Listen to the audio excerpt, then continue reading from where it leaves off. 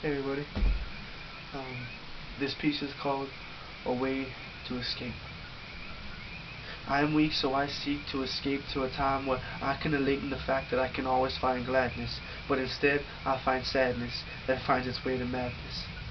I am weak, so I seek to escape to a time where I can elate in the fact that I can always escape the pain, searching for those grandeur visions of sunshine, but only encountering the rain. And not the kind of rain that drizzles down on a sunny day where clouds part way to give way to sun rays that try to brighten your dark days. This is a rain that has been falling for years, falling with the essence of pain-filled tears, tears from the eyes of people reaching out for a hand because they cannot understand why their friends, family, and loved ones are all fighting a war for someone named Uncle Sam. And Uncle Sam says that they're over there fighting for more oil, when the truth is that they're over there fighting for more spoils.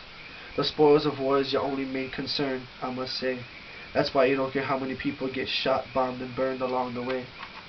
I'm not trying to be unpatriotic, and I'm not saying that I don't want to fight for my country. On the contrary, trust me when I say that I am fighting for my country, but in a different way. You see, those soldiers out there fight with an AK-47. This soldier right here fights with a ballpoint pen. Those soldiers use weapons that spray bullets which kill men, women, and youth. This soldier uses a weapon that sprays bullets of wisdom, love, and truth.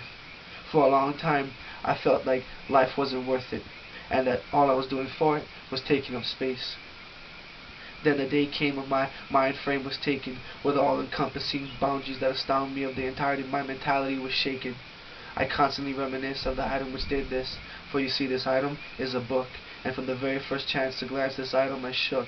It shook my soul, the very core of my whole being, and in seeing these pages it opened my eyes to the ages of wars waging and raging inside of me, long lost wars that were all too soon forgotten, forever banished to the outskirts of a man whose mind is downtrodden, a man whose very soul had been sentenced to his death from the moment he decided to live his life according to the flesh, wasting monumental amounts of time that he couldn't even begin to fathom to afford, living only according to the ways of the world instead of the ways of the Lord, naively placing his trust in the words of so-called leaders of nations, and because of his weak will, giving in at the drop of a hat to the advances of temptation.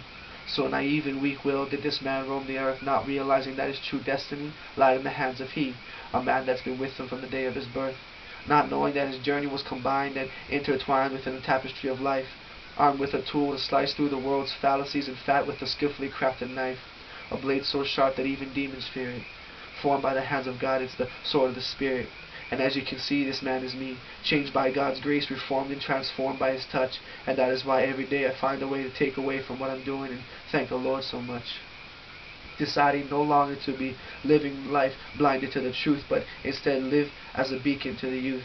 Deciding to live my life not by the ways of the world, but instead live for my God, my future wife, and my baby girl. My daughter will grow up to be a woman with goals, hopes, and dreams, a woman with standards that no man on this earth will be able to achieve. She will run the beat on Wall Street, she will make progress in Congress.